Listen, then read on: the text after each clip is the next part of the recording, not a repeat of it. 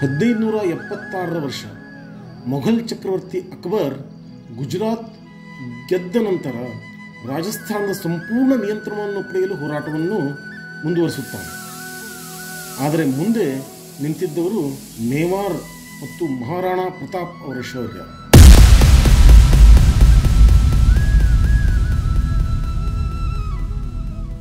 ಅಕ್ಬರ್ ರಜಪೂತ್ ನಾಯಕನಾದಂತಹ ಮಾನ್ ಸಿಂಗ್ ನಂತಹವರ ಸಹಾಯ ಪಡೆದು ಮಿತ್ರತ್ವ ಬೆಳೆಸಿದರೂ ಪ್ರತಾಪ್ ಅವರು ಒಲವಿನ ಬದಲು ಸ್ವಾತಂತ್ರ್ಯವನ್ನು ಆರಿಸಿದರು.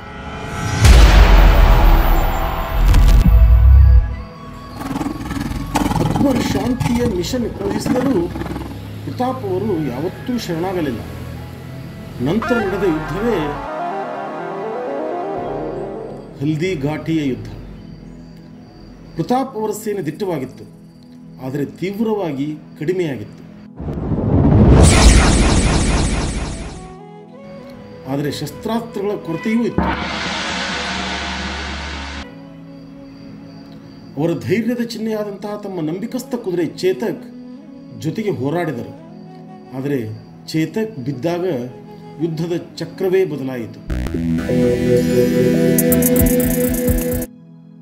ಪ್ರತಾಪ್ ಹಿಂದೆ ಸರಿದರು, ಆದರೆ ಭಯದಿಂದಲ್ಲ, ಜನರ ಬದುಕಿಗಾಗಿ.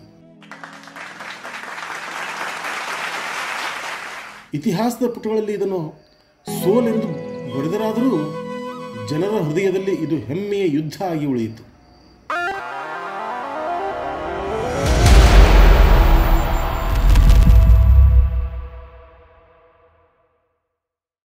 ಇತಿಹಾಸದಲ್ಲಿ ರಾಜರನ್ನು ಅವರ ಅರಮನೆಗಳ ಮೂಲಕ ನೆನಪಿಸುತ್ತಾರೆ, ಆದರೆ ಮಹಾರಾಣಾ ಪ್ರತಾಪ್ ಅವರು ತ್ಯಾಗದ ಮೇಲೆ ಇತಿಹಾಸವನ್ನು ಕಟ್ಟಿದವರು. ಇದು ಅವರ ಕಥೆ. ಅಕ್ಬರ್ನಿಂದ ಚಿತ್ತೋಡ್ಗಢದ ಆಕ್ರಮಣ ಕೇವಲ ಯುದ್ಧದಲ್ಲಿ ಸೋಲು ಆಗಿರಲಿಲ್ಲ, ಅದು ಮೇವಾರ್ನ ಹೆಮ್ಮೆಗಾದಂತಹ ಆಘಾತವಾಗಿದೆ.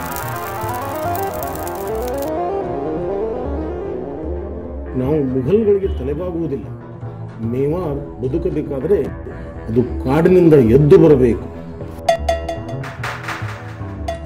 ಅವರ ಸಿಂಹಾಸನವನ್ನು ಮರಳಿಗೆ ಬದಲಾಯಿಸಿದರು, ಔತಣವನ್ನು ಹಸಿವಿಗೆ ಬದಲಾಯಿಸಿದರು, ಆದರೆ ಸ್ವಾತಂತ್ರ್ಯವನ್ನು ಎಂದಿಗೂ ಕಳೆದುಕೊಳ್ಳಲಿಲ್ಲ. ಮಹಾರಾಣಾ ಪ್ರತಾಪ್ ಸಿಂಗ್ ಅವರ ಮಗಳು ಹಸಿವಿನಿಂದ ಅಳುತ್ತಾಳೆ. ಅವರ ಹೆಂಡತಿ ಹುಲ್ಲು ರೊಟ್ಟಿಯನ್ನು ಮುರಿದು ಅವಳಿಗೆ ಕೊಡುತ್ತಾಳೆ. ಅಮ್ಮ, ನನಗೆ ಹಸಿವಾಗಿದೆ. ಇದು ನಮ್ಮ ಬಳಿ ಇರುವುದು ಹುಲ್ಲು ಮತ್ತು ಬೇರುಗಳು ಮಾತ್ರ. ಆದರೂ ಇದು ಬಂಗಾರಕ್ಕಿಂತಲೂ ಸಿಹಿಯಾಗಿದೆ, ಏಕೆಂದರೆ ನಾವು ಸ್ವತಂತ್ರರಾಗಿದ್ದೇವೆ. ಈ ರೊಟ್ಟಿ ಭೂಮಿಯಿಂದ ಬಂದಿದೆ, ಆದರೆ ಅದರ ರುಚಿ ಸ್ವರ್ಗದಿಂದ ಬಂದಿದೆ.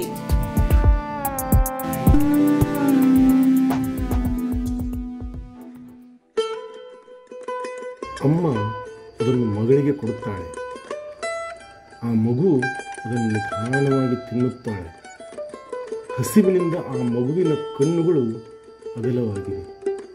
ಅವಳ ಆ ಪುಟ್ಟ ಕೈಗಳು ನಡುಗುತ್ತವೆ. ಅವಳ ನಗು ಕಣ್ಣೀರಾಗಿ ಮಾಯವಾಗುತ್ತದೆ. ಮಹಾರಾಣಾ ಪ್ರತಾಪ್, ಇದನ್ನು ಇಟ್ಟುಕೋ ಮಗು. ಒಂದು ದಿನ ಯಾರಾದರೂ ನಿಮ್ಮ ತಂದೆ ಏನು ಬಿಟ್ಟು ಹೋಗಿದ್ದಾರೆ ಎಂದು ಕೇಳಿದರೆ ಅವರಿಗೆ ಈ ರೊಟ್ಟಿಯನ್ನು ತೋರಿಸಿ. ಈ ರೊಟ್ಟಿಗಳನ್ನು ನೋವಿನ ಪ್ರತಿಯಾಗಿ ಅಲ್ಲ, ಆದರೆ ಹೆಮ್ಮೆಯ ಚಿಹ್ನೆಯಾಗಿ ನೆನಪಿಸಿಕೊಳ್ಳಲು.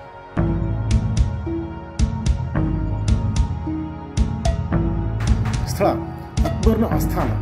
ಐಷಾರಾಮಿ, ಚಿನ್ನ, ಪರ್ಷಿಯನ್ ರತ್ನಗಂಬಳಿಗಳು. ದೃಶ್ಯ ಶಾಂತಿ ಸಂಧಾನಕ್ಕಾಗಿ ರಜಪೂತರ ನಂಬಿಗಸ್ಥ ವ್ಯಕ್ತಿಯಾದಂತಹ ಮಾನ್ ಸಿಂಗ್ನನ್ನು ಕಳಿಸಿಕೊಡಲಾಗಿದೆ. ಮಾನ್ ಸಿಂಗ್, ಬಾದಶಾಹರು ತನ್ನ ಧ್ವಜದ ಅಡಿಯಲ್ಲಿ ನಿನಗೆ ಸಿಂಹಾಸನ ನೀಡುತ್ತಿದ್ದಾರೆ. ಇದನ್ನು ಒಪ್ಪಿಕೊಂಡರೆ ನಿನಗೆ ಸಂಕಟಗಳು ಮುಗಿಯುತ್ತವೆ.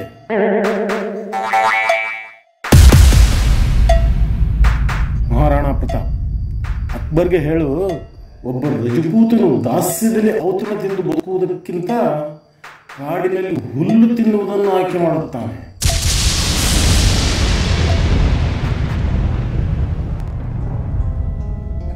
ಸ್ಥಳ ರಾತ್ರಿ.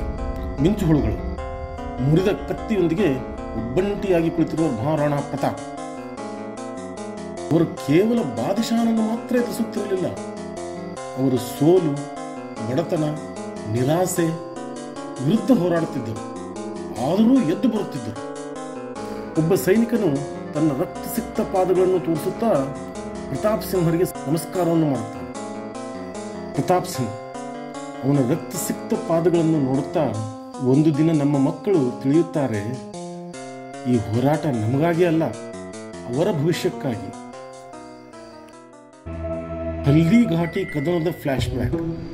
ಸ್ಥಳ ಧೂಳಿನ ಯುದ್ಧ ಭೂಮಿ, ತೀವ್ರವಾದಂತಹ ಯುದ್ಧದ ದೃಶ್ಯಗಳು. ದೃಶ್ಯ ಚೇತಕ್, ಮಹಾರಾಣಾ ಪ್ರತಾಪ್ ಅವರ ಕುದುರೆ. ಅವರನ್ನು ಜೊತೆಯಲ್ಲಿ ಹೋರಾಡುತ್ತಾ ಸಾಯುತ್ತಿರುವುದು.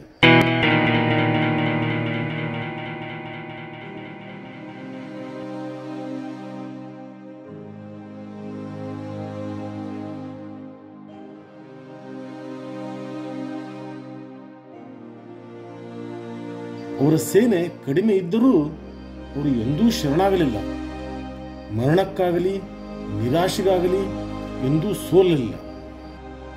ಹೀಗಾಗಿ ಹುಲ್ಲಿನ ರೊಟ್ಟಿಗಳ ಕಥೆ ಮುಂದುವರೆದಿತ್ತು. ಬಡತನದ ಸಂಕಟನವಾಗಿ ಅಲ್ಲ, ಆದರೆ ಹೆಮ್ಮೆಯ ಮತ್ತು ಶಾಶ್ವತ ಹೋರಾಟದ ಕಥೆಯಾಗಿ. ನಿಜವಾದ ರಾಜತ್ವ ತಲೆಯ ಮೇಲೆ ಹಾಕುವ ಕೀಟದಲ್ಲಿಲ್ಲ, ಹೃದಯದಲ್ಲಿ ಇಡುವಂತಹ ಧೈರ್ಯದಲ್ಲಿದೆ. ನಮಸ್ಕಾರ ಸ್ನೇಹಿತರೆ.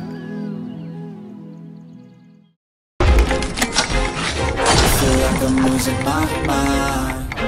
Is everybody in the world blind?